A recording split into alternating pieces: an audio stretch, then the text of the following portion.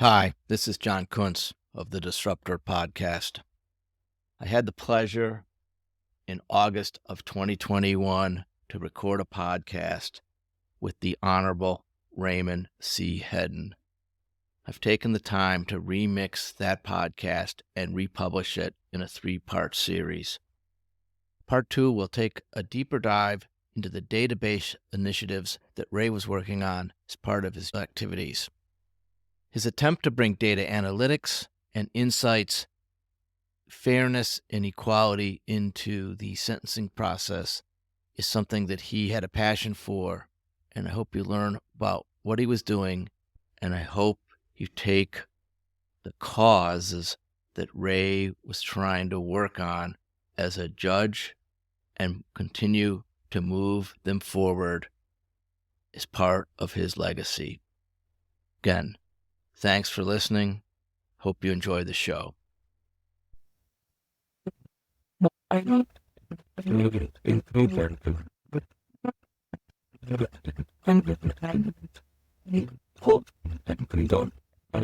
compared the entire world to like this snow globe, right? And when you have a snow globe, it can still be this beautiful thing, but a lot of times all of the dust kind of settles at the bottom. And every now and then you need a disruptor to come in and just do this to really get the beauty that's behind the curtain.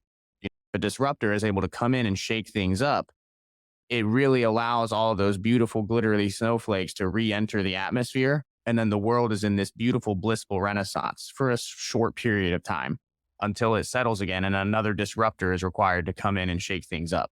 So as far as it comes to shaking things up in the judicial side of things, the legal entities that we've been talking about leading up to this, what exactly is going on in this 21st century? We've talked about, we're a big show that likes to talk about data, so I'm super excited for this part of the conversation.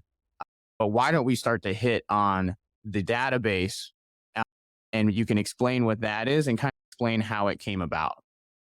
Absolutely. Thank you. What's important is to put 2020 into a historical context of almost 25 years in the United States, but in particular where I'm sitting on the Court of Appeals in the state of Ohio, where judges have been parts of blue ribbon task forces. They've been part of many efforts that are looking at ways to increase fairness in the judicial system, ways to increase equal justice, ways to increase confidence in the judicial system. And a whole lot of that comes down to that old adage that how you treat your least is really reflective of the best of what your whole society is. And that's what the judicial system is about. And yet, when you look back on what I've been able to do, and this is the disruptive element, for 25 years, there have been all of these blue ribbon task force looking at whether or not there is a need for a criminal sentencing database.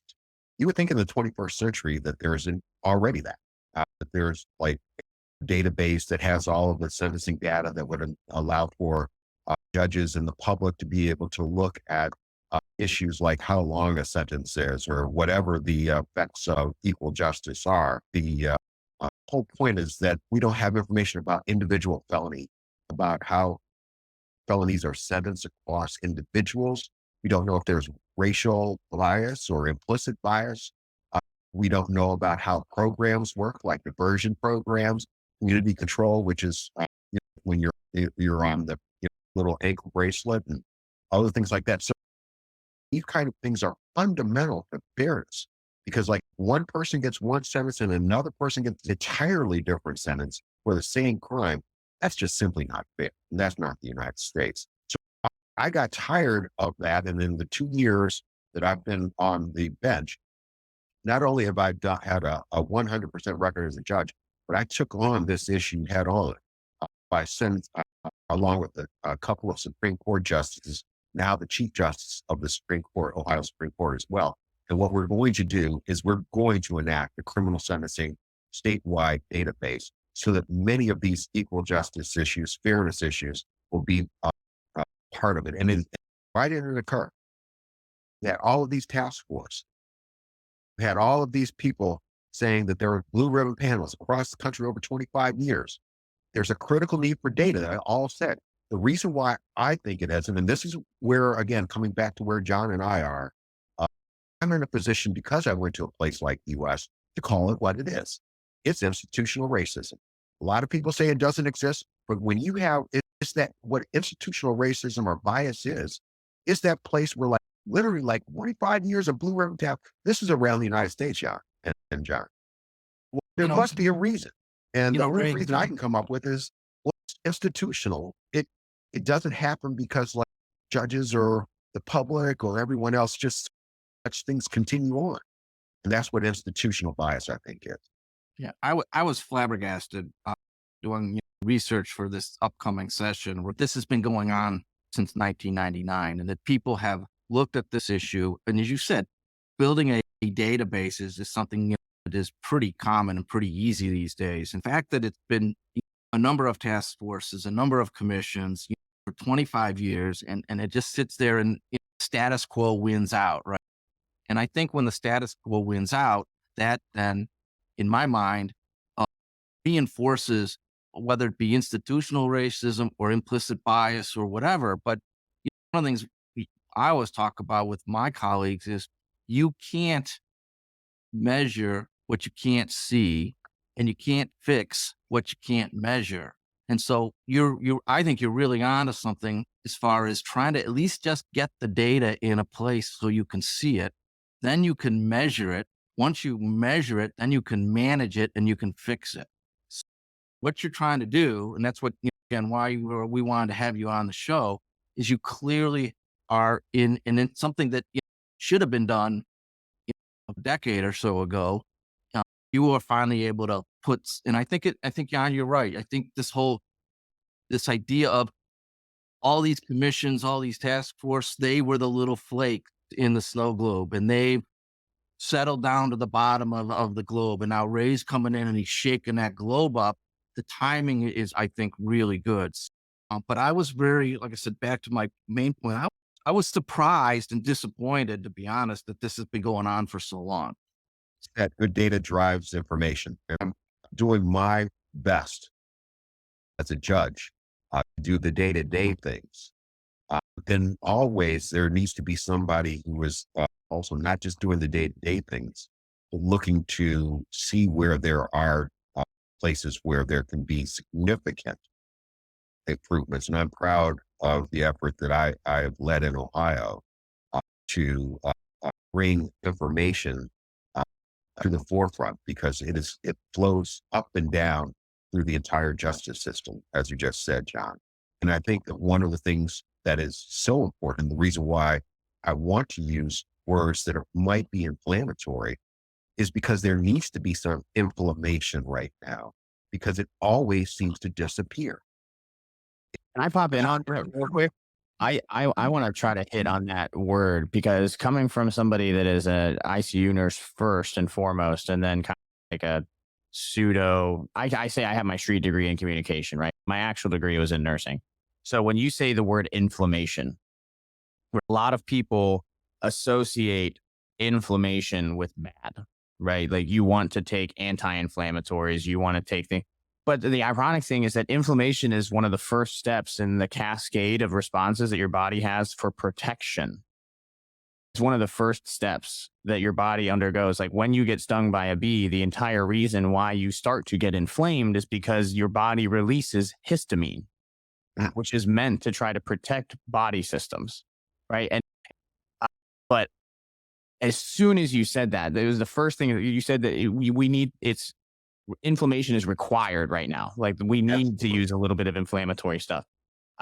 Because inflammation is uncomfortable. So B, because the intention behind the inflammation is that of protection. God bless you. And protecting the justice system is fundamental, especially in this year, 2020, because there's so many people who are losing confidence in our institutions. The judicial system is not one where we have an army behind us or anything like that, force people to do anything. No, people submit because they believe in our system and that justice is fair, and that and there's a need for that to be always reinforced. And so when we have opportunities like the criminal sentencing database to make people aware that they can be part of something that transforms not just their lives, but like I said, it's about when we can do something to affect the system itself, that makes the entire system for all of us that much better. So that's what I'm most concerned about, most interested in, and most pleased with being on this program. Because, like you said, information, using words like "why did it not happen for 25 years?" is that what I'm going to call it. Like I said, I went to prep school. I've been in an Ivy League law. I hopefully want to be in a position to challenge both black, white, and any kind of race person. Call stuff what it is in some ways.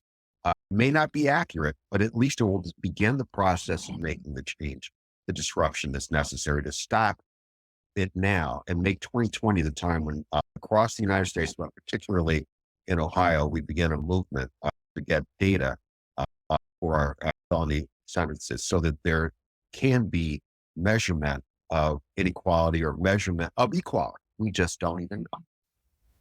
That's the end of part 2. I hope you enjoyed our discussion about for a simple database that could give the tools to our judicial system to make fair and equitable sentencing decisions. Join us for part 3. Jan and I will dive deeper with Ray around his concept he coined called mass incarceration, where we will get to know and better understand the initiatives he was doing and where he was working and how he felt it would improve the overall judicial system in the state of Ohio and save the taxpayers money.